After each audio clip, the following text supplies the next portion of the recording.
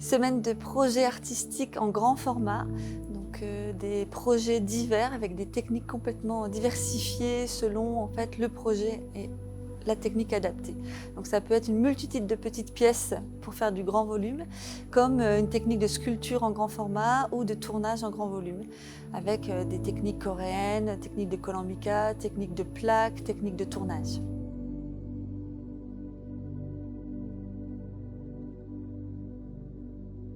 Pour cette semaine de projets artistiques et de grand volume, on a préparé des grands trusquins géants qu'on a fabriqués pour des sculptures de grandeur nature, si on doit les mettre debout pour pouvoir les tenir. Donc selon les projets, on a préparé beaucoup de matériaux qu'on va peut-être pas utiliser cette semaine, mais en tout cas on les a préparés.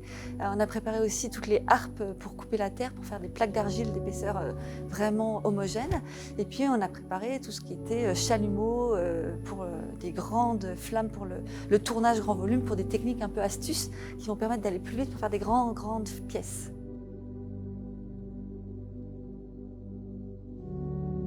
Des ventilateurs, des chauffages, des systèmes d'aération pour sécher les plaques.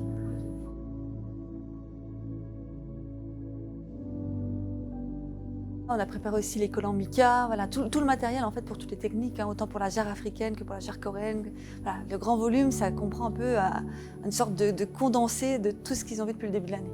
Donc le matériel était assez imposant à préparer.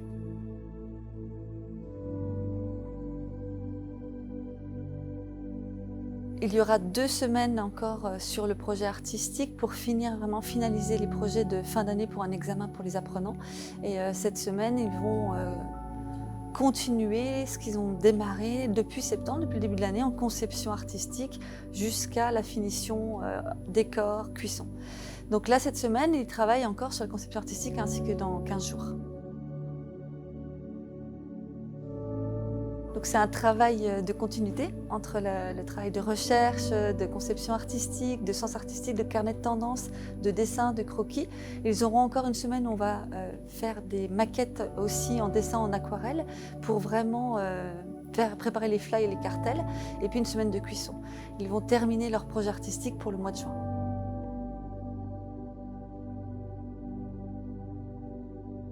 Alors là, c'est la suite aussi de nos portes ouvertes, donc où ils ont continué devant le public à travailler un petit peu sur leurs projets, leurs maquettes. Et là, cette semaine, ils profitent de la semaine pour faire des plus grands formats et terminer vraiment leurs projets. Et c'est agréable pour eux de pouvoir être dans leur ambiance de travail, de futurs ateliers aussi. C'est déjà un peu une visibilité sur l'avenir par rapport à leurs propres valeurs, leur propre discours, ce qu'ils veulent dire dans la terre, avec la terre. Donc c'est vraiment agréable, ils se retrouvent à leur poste de travail, pas avec un exercice imposé, plutôt leur propre exercice à eux.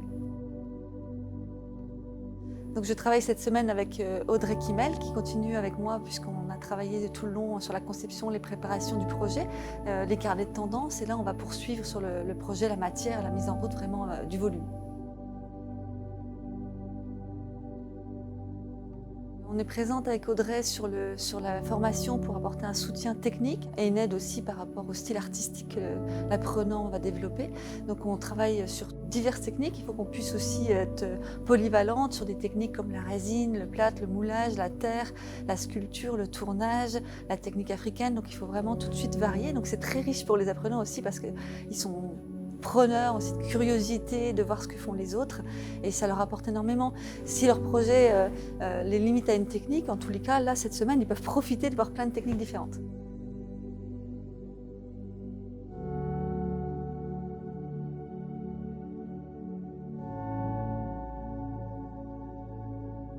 On travaille sur nos projets personnels pour une exposition à la fin de l'année.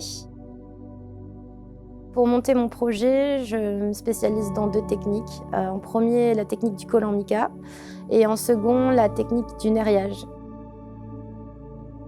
Le nerriage consiste à mélanger des terres de couleurs entre elles de façon à obtenir des dégradés.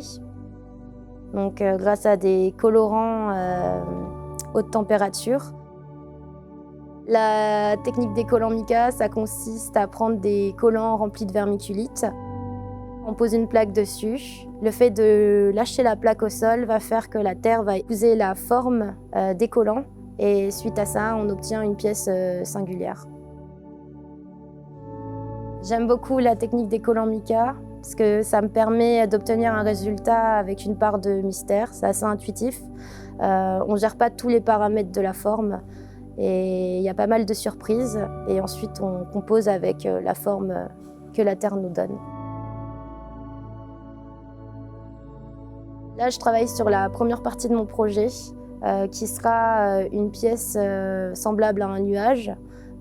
Donc j'utilise ces deux techniques pour la création de cette pièce.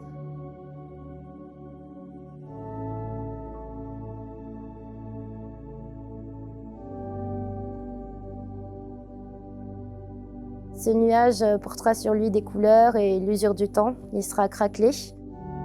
Ce sera la première partie de ma pièce. Il portera une pyramide qui sera un petit peu, qui représentera le rêve. Et c'est un peu pour montrer à quel point le rêve est toujours en mouvance. Le nuage, pour moi, ça représente beaucoup une part de légèreté, de rêve. Je donne un peu un rapport aussi à l'enfance.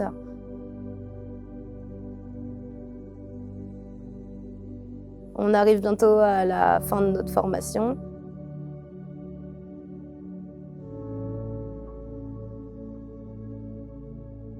On se rend compte que cette semaine réunit tout ce qu'on a appris depuis le début de l'année. Et on a pu prendre connaissance de différentes techniques, ce qui a permis aussi de sélectionner celles qui nous parlaient le plus. Et suite à ça, on peut aujourd'hui se rendre compte qu'on est capable de pouvoir construire notre projet en autonomie.